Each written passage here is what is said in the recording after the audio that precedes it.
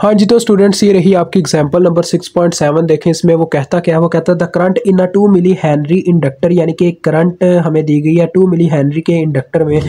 अब इसकी जो इंडक्टेंस है वो देखें बता दी गई है, यहाँ पे 2 मिली हेनरी है, ठीक है जी। वो कितनी करंट है ये भी उसने आगे बताया हुआ है। आई ऑफ टी से हम लिख देते हैं जी, विच इज़ इक्वल टू, ये आपकी इसी तरह से लिखी हुई थी लेकिन जगह मैंने सोचा यहाँ पे ही ये क्वेश्चन मुकम्मल हो जाए, क्योंकि ये छोटा सा क्वेश्चन है तो इसके लिए पूरा का पूरा पेज लगाने की ज़रूरत नहीं है, ठीक है। जितनी करंट है आपके पास, वो कहता है कि इसके डेटरमाइन वोल्टेज आपने क्रॉस इंडक्टर फाइंड आउट करना है और इसके अंदर कितनी एनर्जी स्टोर है ये आपने फाइंड आउट करनी है। अभी मैंने प्रीवियस क्वेश्चन यानी कि प्रीवियस कह लें एग्जाम्पल्स के अंदर ही इनके फार्मूलाज बताया कि वोल्टेज कैसे फाइंड आउट करते हैं एक इंडक्टर के वोल्टेज फाइंड आउट करने का बच्चों सीधा सा फार्मूला है, voltage is equal to inductance into derivative of current according to time, ये फार्मूला होता है, ठीक है जी।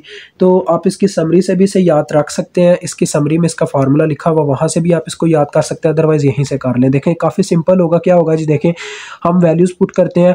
एल की वैल्यू कितनी है 2 मिली, ठीक है जी, इनटू डेरिवेटिव ऑफ करंट की वैल्यू पुट कर दें 2 साइन, ये बच्चों एंगल की वैल्यू है 377 टी, ये एक एंगल है, ठीक है। इसको आपने कुछ नहीं करना, ये एज इट एज चल रहा है, ठीक है। तो अब होगा क्या, ज़रा गौर कीजिएगा। होगा कुछ यूँ, देखें ये जो 2 है, ये 2 एक कांस्टेंट है, इसने तो पीछे हट जाना है, ये हो जाएगा 2 मल्टीप्लाई बाय 2 4 मिली, ठीक है। 4 मिली तो हो गया। आगे साइन का जो डेरिवेटिव है वो तो आ जाएगा कास, क्योंकि साइन का डेरिवेटिव होता है कास, ठीक है, कास 377 टी। लेकिन जो इनके साथ एंगल होता है ना, कास साइन और टेंजेंट इन जैसे फंक्शंस के साथ, उसका एक दफ़ा अलहदा से भी डेरिवेटिव होता है बच्चों, ये याद रखिएगा। जब डेरिवेटिव होगा, इसका एंगल क्या था 377 टी, इसका जब डेरिवेटिव होगा तो अब 377 एक कांस्टेंट टर्म है इसके लिए, तो यहाँ पे टी पीछे ही रह जाएगा, 377 पीछे उठ के चला जाएगा, यानी कि ये भी जाके पीछे मल्टीप्लाई हो जाएगा।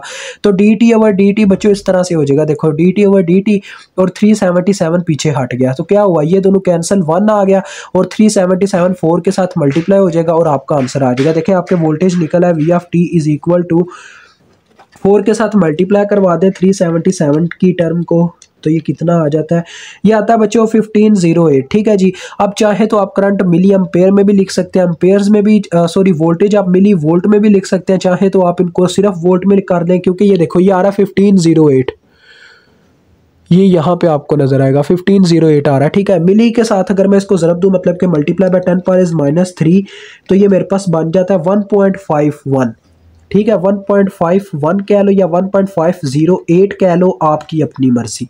मैंने एग्जैक्ट वैल्यू अब लिख दिया, कॉज ऑफ 377 टी वोल्ट, इतने आपके पास वोल्टेज है, ठीक है जी। ये आपके पास आ गए वोल्टेज। अब बात उसने नेक्स्ट की थी energy stored in this inductor, ये उसने लिखा हुआ था पूरी टर्म में, ये आगे क्वेश्चन के लिए जगह कम थी, मैंने इतना ही क्वेश्चन लिख के छोड़ दिया, ठीक है। अब हम बात करते हैं एनर्जी कितनी स्टोर हुई है। तो एनर्जी को फाइंड आउट करने का तरीका होता है इंडक्टर के केस में, W of T is equal to 1/2 Li², ठीक है, यानी कि 1/2 इंडक्टेंस इंटू करंट का स्केयर। तो करंट हमारे पास आई ऑफ टी है यहाँ पे, तो इसका स्केयर आ जाएगा। वैल्यूज पुट करो बच्चों, देखो 1/2 एल की वैल्यू कितनी है हमारे पास 2 मिली हेनरी, तो ये 2 मिली पुट हो गया। उसके बाद आई की वैल्यू कितनी है, देखो 2 साइन 377 टी का स्केयर।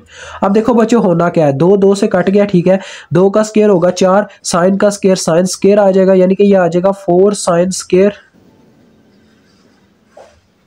377 टी, ठीक है। एंगल को कुछ कोई फर्क नहीं पड़ना, एंगल एज इट एज रहेगा। जऊल ये आपका आ गया, मिली जऊल वैसे आएगा क्योंकि ये मिली भी अभी बचा हुआ है, तो ये लिहाजा मिली जऊल आपकी ये आ गई एनर्जी, ठीक है। ये आपका क्वेश्चन सॉल्व हो गया, मुझे उम्मीद आपको समझ आ गई होगी। और ये थोड़ा ब्राइटनेस के इशू के लिए माजरत, क्योंकि ये धूप आ रही है, तो चले इंशाल्लाह नेक्स्ट वीडियो में इसको करेक्ट कर लेंगे।